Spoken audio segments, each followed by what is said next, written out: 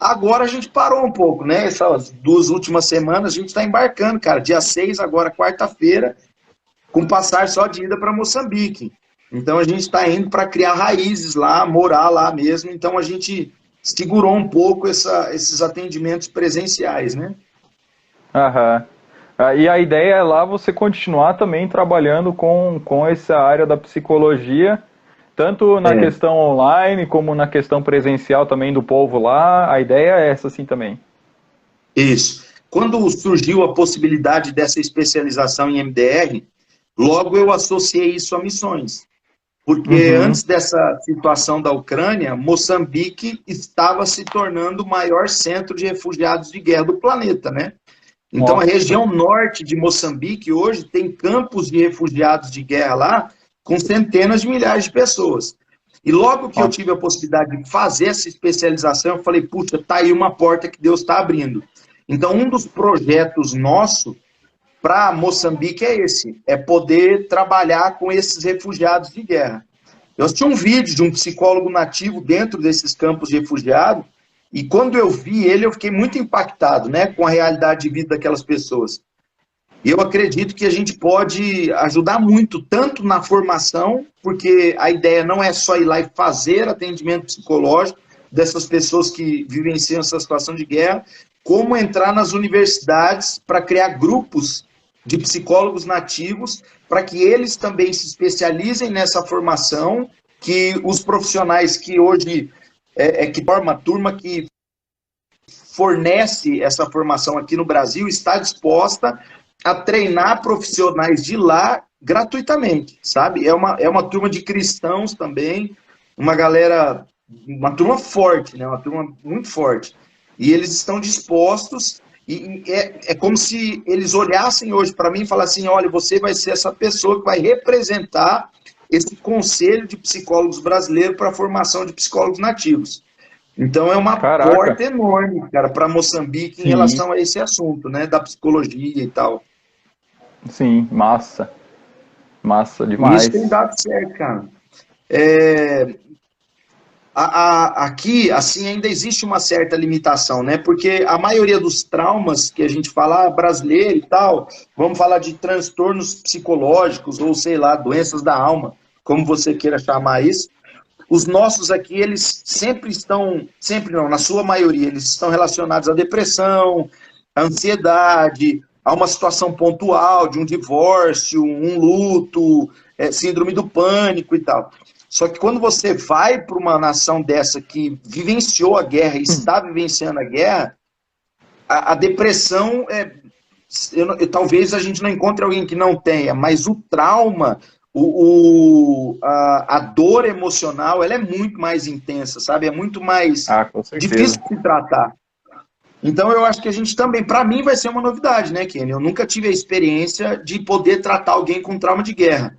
Existem traumas parecidos aqui no Brasil? Existem, são poucos, mas existem, né?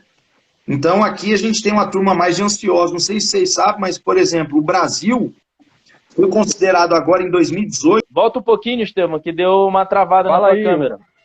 fala no Tá, Brasil, daí onde você que ia eu falar. parei? E, No tá, Brasil. o Brasil foi eleito pela Organização Mundial da Saúde como o país mais ansioso do planeta. Não? Caraca, Nós, bicho. os brasileiros, somos o povo mais ansioso do planeta. E isso, cara, é um título triste. É Mas, lamentável termos um título como esse. Porque, mas por assim, que que a você acha gente, que isso acontece, Estevam? Assim, qual que você acha que é a razão disso, cara? Tipo eles, assim, a razão se em é a razão específico, assim específica não tem, né? Mas assim, o que que você acha que pode ser isso, velho? tem muita gente que explica muita coisa, né, Kenny? Então, assim, quando a gente fala de transtorno psíquico, ou ferida da alma, vamos lá, não é igual você falar de uma doença física. Porque, assim, quando a gente fala de gente, cara, isso é muito relativo. Então, eu e Uhum. você, a gente pode vivenciar a mesma situação, a mesma situação. E E responder agir de forma diferente. diferente. Entende? Então eu não posso classificar a ansiedade dentro de um pacote de regras e dizer que as pessoas são ansiosas por isso. Não, tem gente que é ansiosa porque vive uma vida acelerada mesmo, alguém desenvolveu ansiedade porque passou por um determinado trauma, ou porque a depressão é a mesma coisa, né? Tem pessoas que entram num estado de depressão porque vivenciam um luto, outras pessoas que passam por um luto não chegam a entrar num estado de depressão. Então, para falar o que leva à ansiedade é muito relativo, depende de pessoa para pessoa. A gente tem que estudar o caso de forma específica. Eles chegam a esse dado porque eles observam o consumo nosso de ansiolíticos, por exemplo. Então, o Brasil é o país que mais consome Rivotril do planeta. Entende? nós somos... É doido isso mesmo. E eu fico pensando, cara, na geração que os nossos filhos vão enfrentar, cara. A gente tem escolas ansiosas, a gente tem profissionais ansiosos, a gente tem médico ansioso. Esses dias eu fui internar uma paciente nossa numa clínica psiquiatra, porque ela passou aí por uma crise muito intensa, e quando ela internou, um dos internos era o médico psiquiatra da instituição. Você fala, e aí, cara, como que é isso, né? Aqueles que estão para cuidar de nós também estão doentes, cara.